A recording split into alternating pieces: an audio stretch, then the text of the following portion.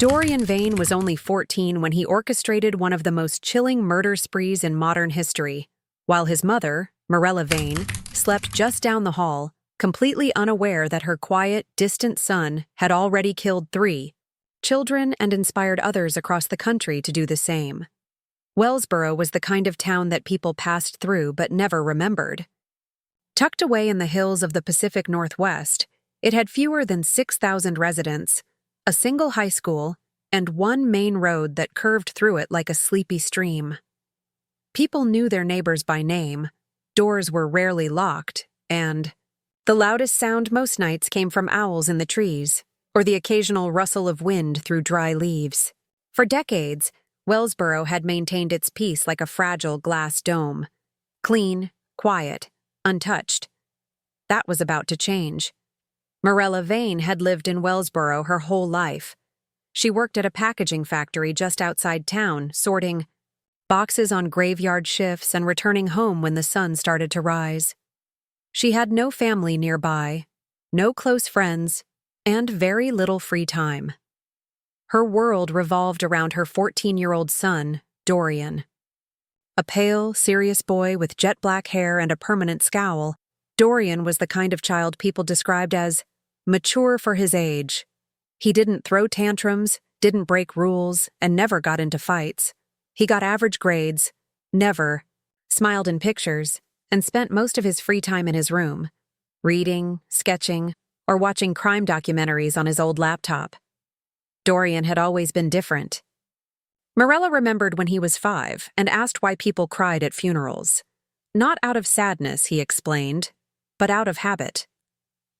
By the time he was 9, he had stopped attending birthday parties, calling them pointless celebrations of temporary existence. Mirella had laughed it off back then, chalking it up to a phase or maybe just a sharp intellect. She wanted to believe her son was special, not strange.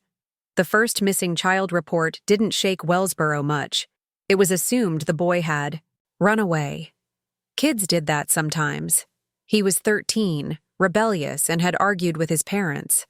The search went on for weeks before they found his body buried under pine needles in the state park, 10 miles from town. There were no witnesses, no clues, just the unsettling sight of a tiny white paper crane left beside his lifeless hand. Then came the second child, a girl who vanished while walking home from school. Her body was discovered in a storm drain, wrapped in a tarp. Another paper crane was found tucked into her pocket. By the time the third child disappeared, panic had replaced confusion. The town, once peaceful and trusting, turned cold. People started double-locking their doors, walking their children to school, and eyeing each other with suspicion. A town meeting was held, and a curfew was enforced. The police launched an investigation with help from state authorities, searching for patterns, motives, suspects, anything that could point to the person responsible. But nothing added up. There were no fingerprints, no DNA evidence, no connections between the victims. Each came from different schools, different parts of town, and different family backgrounds. The only constant was the paper crane, delicate, hand-folded, and made from book pages or scrap paper.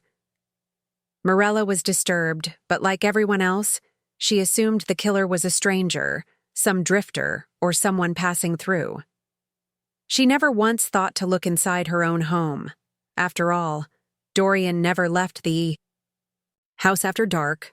He didn't talk to other kids, didn't use social media, and didn't even seem interested in anything beyond his books and drawing pads. She never saw blood on his clothes or strange injuries. He was just quiet. Unnaturally quiet. But in a town where quietness had always been mistaken for innocence, no one suspected that a child, her child, could be behind something so brutal. It wouldn't be until Mirella climbed into the attic one cold night that the illusion of peace in Wellsboro would finally shatter, but by then it would already be too late. The days grew heavier for Mirella as the weight of the recent murders hung like fog over Wellsboro. Though no new child had gone missing in the past 2 weeks, the fear hadn't faded. Parents were pulling their children from school.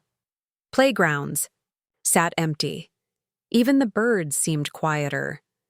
Mirella, exhausted from her night shifts, had started feeling uneasy inside her own home. It wasn't just paranoia.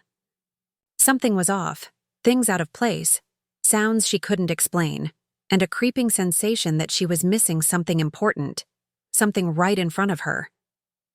It started with small things. A carving knife from the kitchen disappeared. At first, she assumed she'd misplaced it during a late-night dinner. Then a few bottles of bleach went missing from under the sink. Cleaning supplies vanished, one by one. She found a pair of gardening gloves stuffed behind the washing machine, stained with dark patches that didn't look like dirt. Still, she rationalized it. Sleep deprivation could do strange things to the mind. She convinced herself that Dorian had taken the bleach for a school experiment, that the gloves were used when he cleaned out the shed last spring. But something gnawed at her. Deep down, a mother's instinct whispered that the answers were darker. One evening, while folding laundry, Mirella heard creaking above her. The attic. At first, she dismissed it as the wood settling or maybe a raccoon that had found a way in. But the creaks were too deliberate, too rhythmic, like footsteps. She stared at the ceiling, waiting. Silence returned. The next morning, she asked Dorian if he'd been up there. He shook his head without emotion and returned to his room. His indifference chilled her. Unable to shake her unease, Mirella decided to investigate. She waited until Dorian left for school, then pulled down the attic ladder and climbed up, flashlight in hand. Dust rose into her face, and the air was stale with age and secrets. The attic hadn't been used in years, filled only with old Christmas, decorations and boxes of forgotten clothes. Or so she thought. In the far corner, behind a stack of flattened cardboard, she found a blanket draped over something. She pulled it back slowly, expecting old furniture. What she saw made her drop the flashlight. A wooden chest sat before her. Inside, carefully arranged, was a horrifying collection. Newspaper clippings of the 3 murdered children, each article highlighted and annotated. One photo had the words "too slow" scrawled next to it. There were small plastic bags containing what looked like pieces of hair, scraps of fabric, even what appeared to be fingernails. And paper cranes, dozens of them, all folded from the torn pages of Mirella's missing cookbooks, her magazines, and even one from an old electric bill.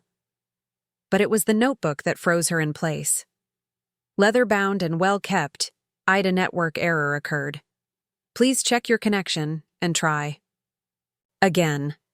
If this issue persists, please contact us through our help center at help.openai.com. Mirella couldn't sleep. The attic discovery gnawed at her every time she closed her eyes.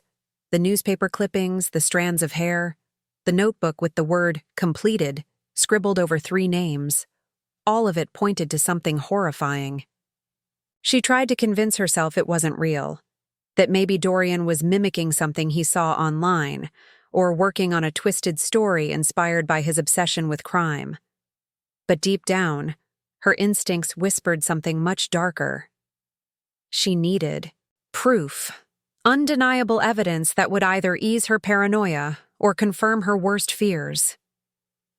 The next day, after her shift ended, Mirella used part of her savings to buy a set of small hidden cameras. She watched a few tutorials online, then nervously installed them around the house. One camera went in the attic near the chest, another in Dorian's room, placed behind a row of books. A third was positioned near the back door, facing the yard. She told herself it was just to be sure, just to see. She didn't call the police, not yet. If she was wrong, she would ruin her son's life over a misunderstanding. But if she was right... The first few nights passed uneventfully. Dorian came home from school, ate dinner in silence, and disappeared into his room. Mirella watched the footage every morning after her shift. She fast-forwarded through hours of nothing, just her son sitting on his bed, reading or staring out the window. Then, on the 4th night, something changed. At 2:47 a.m., Dorian appeared on the back door. Camera. He was dressed in black from head to toe. A hood covered most of his face, and he carried a small duffel bag slung over one shoulder. He didn't hesitate. He opened the door quietly and slipped outside like he had done it 100 times before. Mirella's hands trembled as she watched him disappear into the darkness beyond the yard. He didn't return for nearly 2 hours. When he did, he looked calm, focused, almost serene. He went straight to the attic. That same morning, Mirella watched the attic footage. Dorian knelt beside the wooden chest. He opened the bag and removed something wrapped in thick plastic. It looked heavy. He placed it carefully inside a second box, closed the lid, and sat there silently for several minutes, not moving, not speaking. Then he stood, wiped his hands, and went back to bed. Mirella couldn't breathe. She wanted to run. She wanted to destroy the camera and pretend it had all been a dream. But she couldn't ignore it anymore. She picked up the phone and called the police. She didn't mention her son at first. She simply said she had found something strange in her attic and that there might be a body buried in her yard. The officers arrived within the hour. They searched the backyard first. Dorian watched from the window, his expression unreadable. When the officers dug up the fresh patch of dirt near the shed, Mirella felt her stomach drop. Wrapped in plastic, just like in the video, was the small body of a girl. She was one of the 3 children reported missing. Her name had been on the news just days earlier. Her hands were bound, her face bruised, and tucked gently beside her was another paper crane, folded from a page that had once belonged to a school math book. Dorian was taken into custody that same day. He didn't resist. He didn't cry. He didn't ask why. Mirella stood in the corner of the living room as the police read him his rights. She felt frozen, unable to speak, unable to cry. The boy she had loved, protected, and believed in was now at the center of a nightmare. But as terrible as that moment was, the truth was only beginning to unfold. The attic, the footage, the grave, they were just the surface. What lay beneath was far more disturbing than Mirella could have ever imagined. The investigation into Dorian Vayne's crimes quickly expanded beyond the small borders of Wellsboro. Once his arrest made local news, it wasn't long before federal authorities stepped in. What they uncovered turned a horrific local tragedy into a national case that would disturb even the most seasoned investigators. During a forensic search of Dorian's laptop, authorities discovered a hidden drive, password-protected, and deeply encrypted. It took days to unlock, but when they finally gained access, what they found shocked everyone. The folder contained dozens of detailed case files. Each one included photographs of victims, maps with marked routes, notes about surveillance routines, and time-stamped entries documenting everything from the moment Dorian spotted his targets to the final moments of their lives. Most of the entries matched the murders already known to police, but there were others, names and faces that hadn't been reported missing, some from out of state, some never identified. But that wasn't the worst of it. Buried inside the folder was a link to a private online forum hosted on the dark web. The forum was called The Nest. It was small, with fewer than 30 registered users, all anonymous, all using code names. Dorian went by Glass Spectre 14. Investigators traced his activity on the forum over the past 11 months and discovered that he wasn't just a participant, he was the most active member, often initiating conversations, creating threads, and offering advice. He had built something resembling a twisted community. Teenagers from different parts of the country gathered on the forum to discuss fantasies of violence, theories on evading detection, and strategies for committing crimes without getting caught. Dorian had created a game within this forum, something he called the Purity Test. It was a tiered challenge system that encouraged others to follow his path. The test consisted of 5 levels. Each level required the completion of specific tasks, starting with stalking a target, then escalating to acts of animal cruelty, break-ins, and finally, murder. Participants were expected to document their acts, post photographic proof, and await approval from senior members, Dorian included.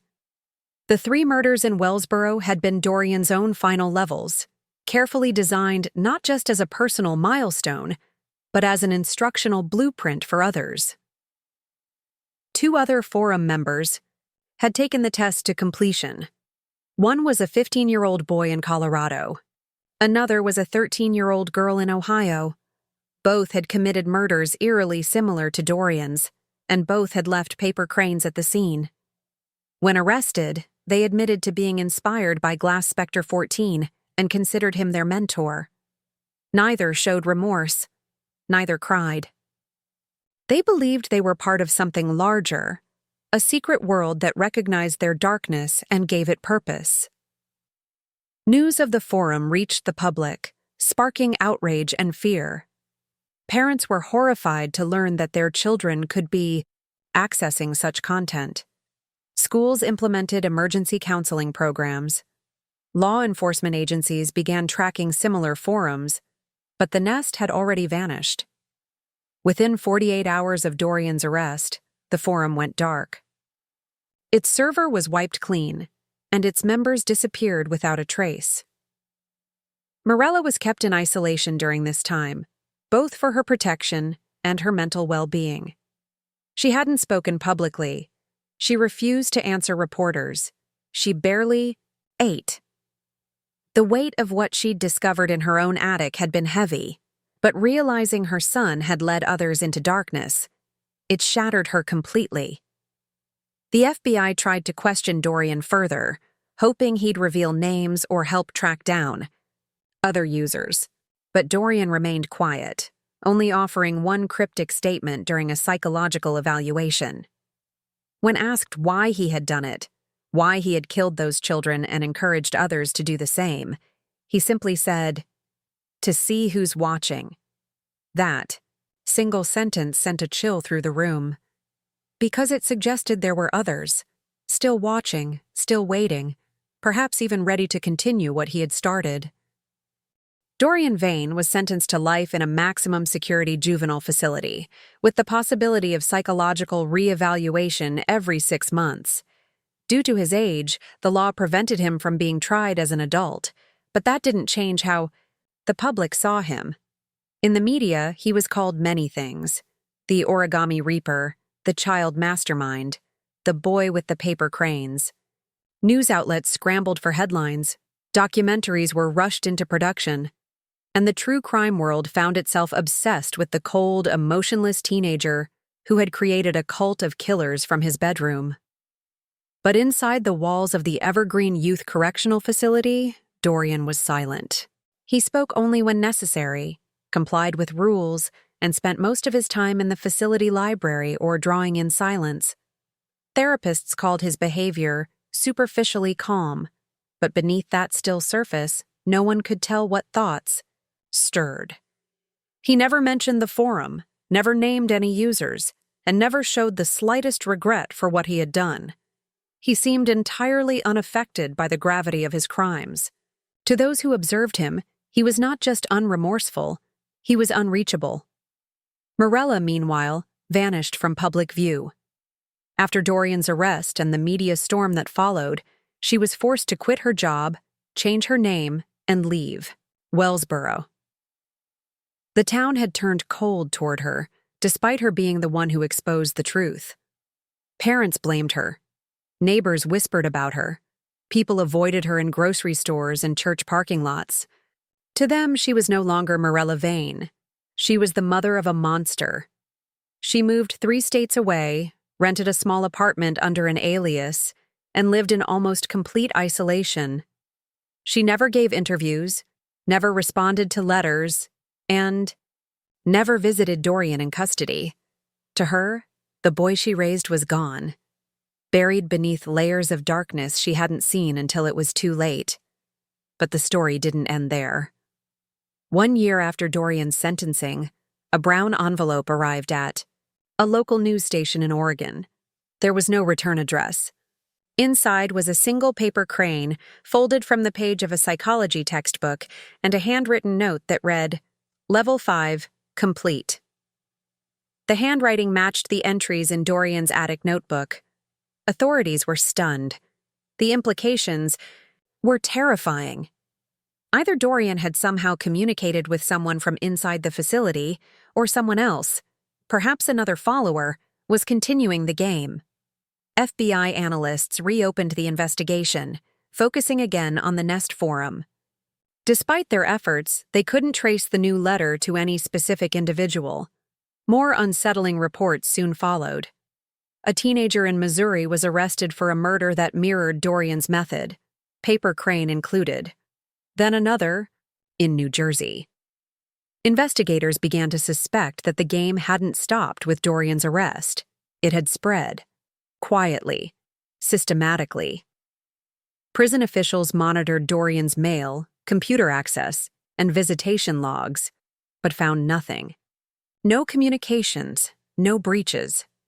He was completely disconnected from the outside world. Yet the pattern of crimes continued. Some began to believe that Dorian's legacy had become something much bigger than he had ever intended. He didn't need to lead anymore. He had planted the seed. The game had taken on a life of its own. Years passed. The case was still studied in criminology programs and debated in online forums. New theories emerged, some claiming Dorian had never acted alone, others suggesting that the Nest had merely been a decoy for something larger and more complex. But no matter how much time passed, no one could shake the unease that lingered. Because, somewhere out there, folded neatly in silence, more paper cranes were waiting to be found.